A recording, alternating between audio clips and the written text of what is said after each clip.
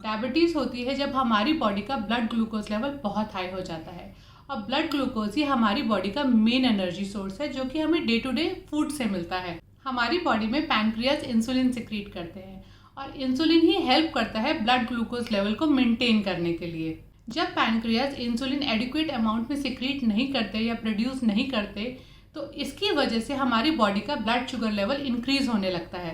Hello my happy souls, welcome to this video. मेरा नाम प्रीति खन्ना है और मैं एक सुजोग थेरेपिस्ट और हीलर हूँ। चलिए, अभी तक हमने बात करी कि डायबिटीज़ होती क्यों है।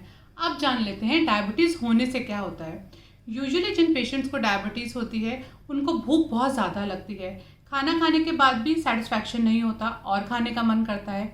एक थकान हमेशा बॉडी में बनी रहती है। कुछ लोगों को बहुत ही क्रोनिक प्यास लगती है, हमेशा गला सूखता रहता है और हमेशा प्यास लगती रहती है। डिहाइड्रेशन होता है, वेट लॉस होता है, रात रात को उठ के यूरिनेशन के लिए जाना पड़ता है। मूड स्विंग्स और बेली में पेन भी डायबिटीज़ के पेशेंट एक्सपीरियंस करते हैं। सिम्टम्स और रीज़न के बारे में हम बात कर चुके हैं। अब बात करते हैं सुजोग थेरेपी डायबिटीज़ में कैसे हेल्प करती है। सुजोग थेरेपी डायबिटीज़ में बहुत कारगर है और बहुत आसान तरीका है सुजोग थेरेपी को अपनाने का। पर साथ के साथ लाइफस्टाइल के कुछ चेंजेस बहुत इंपॉर्टेंट है, क्योंकि उसके साथ आप डायबिटीज़ के बहुत अच्छे रिजल्ट्स अटेन कर सकते हैं और सस्टेनेबल तरीके से ब्लड शुगर लेवल्स को मेंटेन कर सकते हैं। तो इसलिए वीडियो को बिल्कुल भी स्किप मत करिएगा। ट्रीटमेंट के बाद भी वीडियो को पूरा देखिएगा, क्योंकि वो इन्फॉर्मेशन भी ट्रीटमेंट के साथ साथ बहुत ज़रूरी है। तो आइए चलिए ट्रीटमेंट की तरफ चलते हैं।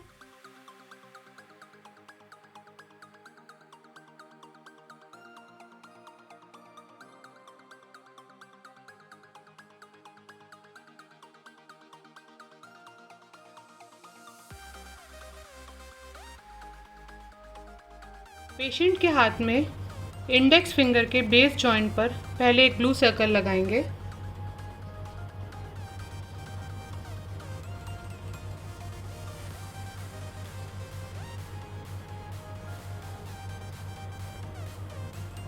Like this. अब लिटिल फिंगर के मिडल जॉइंट पर एक रेड सर्कल लगाएंगे।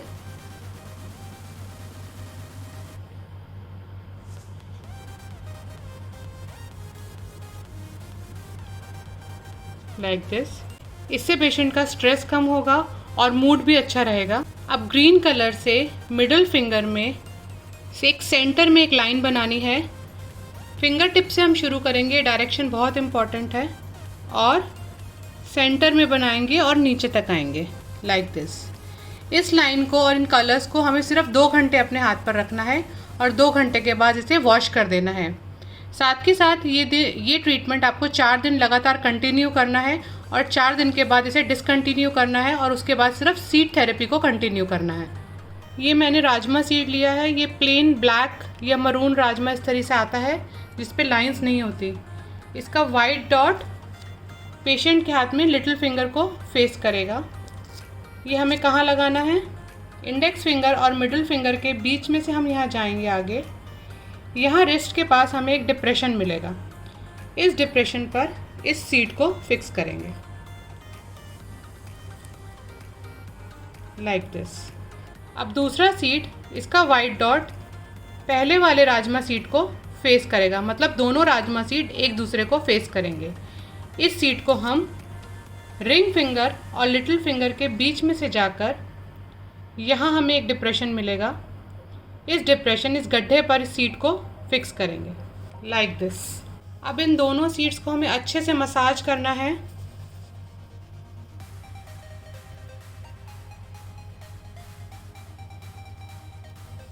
हाथ के अंगूठे में अपर फैलेज के अंदर हम इस नेचुरल लाइन से इस अपर फैलेज को 2 पार्ट्स में डिवाइड करेंगे, 1 एंड 2।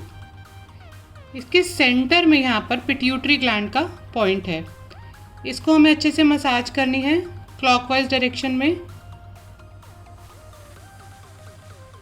एक काली मिर्च का दाना इस पॉइंट पर हम फिक्स करेंगे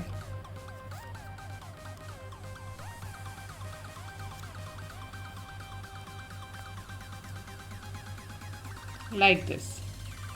लिटिल फिंगर में अपर फैलेज में ये एक नेचुरल लाइन है।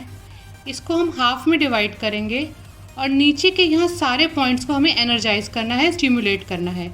यहाँ पर हमारे लिवर, स्प्लीन, स्टमक और गॉल ब्लैडर के पॉइंट्स हैं और इधर पैनक्रियाज भी हैं। तो ये एक साथ एनर्जाइज करना बहुत ज़रूरी है, इससे पेशेंट को बहुत फ़ायदा होगा। तो जिमी या पेंट ब्रश जो भी आपके पास है उससे इन पॉइंट्स को आप अच्छे से मसाज करेंगे। कहीं कहीं आपको पेनफुल पॉइंट मिलेंगे, नथिंग टू वरी, उसको रुक के आपको बल्कि ज़्यादा मसाज करनी है। इस पूरे एरिया को हम अच्छे से मसाज करके एनर्जाइज करेंगे।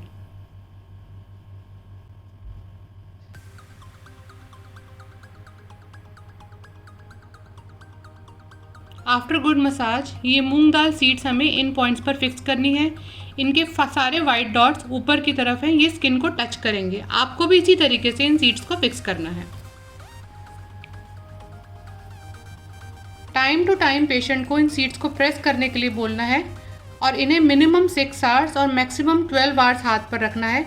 आप 6 आवर्स और 12 आवर्स के बीच में भी निकाल सकते हैं, पर इन सीड्स को गीला बिल्कुल नहीं करना है।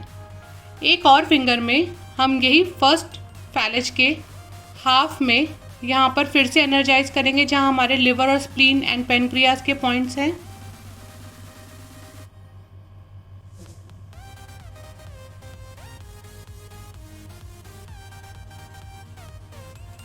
अब यहाँ पर भी हम सीड्स फिक्स करेंगे। फिर से मैंने ये मूंग दाल सीड्स लिए हैं, इनको इन पॉइंट्स पर लगाएंगे लाइक दिस। आप 2 से ज़्यादा फिंगर्स में भी इन सीड्स को आप लगा सकते हैं। अब हमें हार्ट के पॉइंट्स लगाने हैं, वो भी बहुत इंपॉर्टेंट है डायबिटीज़ में। तो आप अंगूठे से नीचे स्ट्रेट लाइन में नीचे आएंगे और यहाँ सेंटर में नीचे हार्ट के पॉइंट हैं, लाइफ लाइन के पास। इसको एनर्जाइज करेंगे, थोड़ा प्रेस करेंगे और स्टिमुलेट करेंगे।